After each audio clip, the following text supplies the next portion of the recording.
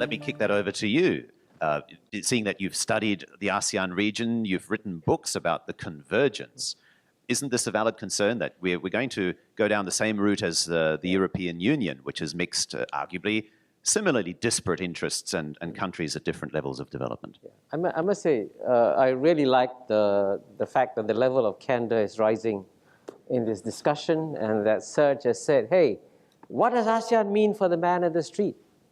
So let me explain, maybe, why ASEAN is the biggest untold story in the world, and give you an example of 3 big dividends that ASEAN has returned and is continuing to return in a very concrete fashion to the 600 million people in Southeast Asia.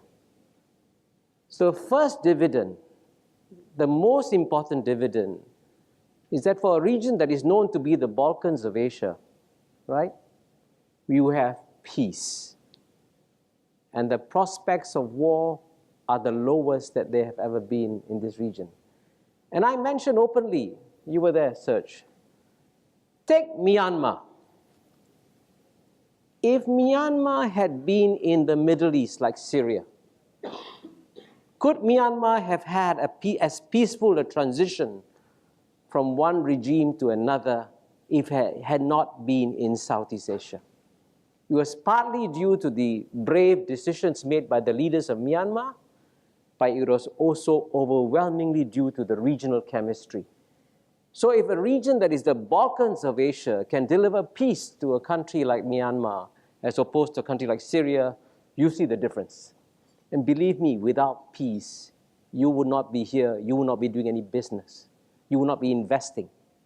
And that's a dividend that we take for granted. Second dividend, the geopolitical dividend. I can guarantee you one thing, okay? In the 19th century, the 20th century, the cockpit for geopolitical action was the Atlantic Ocean. The Atlantic Ocean is the past. The Pacific Ocean is the future. I guarantee you that all the major geopolitical contests of the 21st century will be right here in this region. And believe me, if ASEAN did not exist, the geopolitical contest would tear up Southeast Asia. You will find the countries squabbling with one another, joining different camps, and this region will be a total mess. But guess what? You can actually look forward the next 10 to 20 years and actually predict that despite the increased geopolitical competition in this region will hold together. And not only that, if China and Japan have trouble talking to one another, if China and India have difficulty talking to one another, the place where they meet is ASEAN plus 3, ASEAN plus 6, ASEAN plus 10. Remember, it's ASEAN plus everything. How did this region, right, end up being the center for all the geopolitical meetings in this region? That's a major dividend. But let me mention the final dividend, which is in fact of some global significance. You know, we live in a world that is becoming smaller and smaller. We're becoming a global village. We know that. Yet, at the same time, you go to the West worries that the world shrinks. There'll be fights between the United States and China. There'll be fights within the West and Islam. You know what? The one region of the world that is the most diverse region in the world, with 300 million Muslims, 80 million Christians, 150 million Buddhists and Taoists and Confucianists and all that, guess what? This most diverse region in the world has achieved peace. So it brings metaphysical significance for the world as a whole, because ASEAN is teaching the world that as you become a global village, we can all live together and work together. And that's why it's such a tragedy that this ASEAN story is not even understood by the citizens of ASEAN. It's quite stunning, and he's dead right.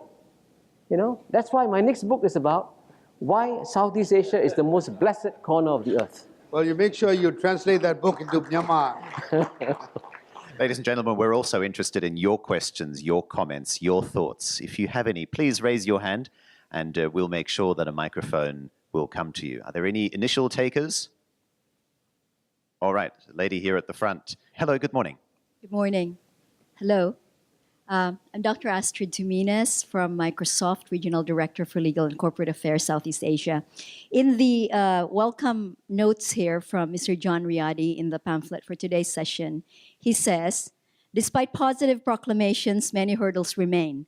Limited technology and logistics, rising protectionism, income disparities, shortages of skilled workers, just to name a few in ASEAN. I'd like to direct my question to Minister Gita. Would you just take three of these, maybe rising protectionism, income disparities, and shortages of skilled workers? And what are the best policy ideas in Indonesia on these three crucial problems? Rising protectionism, income disparities, and shortage of skilled workers. You don't have to take all three if you don't want to, but what are the best policy ideas in Indonesia, and how will they be implemented towards AEC 2015 so that Indonesia will be in a much better position? Thank you. The common denominator for all three is really the people, government taking a view on investing in the educational infrastructure. And the good news is we've got something at play here, and that's really the amended regulatory framework by law and by constitution. Now we've got to spend 20% of our government budget on education, and that number alone translated to about 35 billion US last year, and it's only going to increase by 6 to 8% per year. Given your commitment to removing barriers to trade and protectionism, do you think Indonesia can also make headway on, for example, aviation sector opening up, price subsidies? Do you think ASEAN is capable of even overcoming those traditionally sensitive subjects? Beyond a shadow of a doubt. I mean, the Boeing buses that we have ordered were delivery of one aircraft. In a year, you're only going to be getting between 12 to 15 aircrafts from one airline. And that's only going to get us more ready than ever in terms of our aviational landscape. And that's with the ASEAN Economic Community. We got your commitment about the aviation sector. Thank you for that.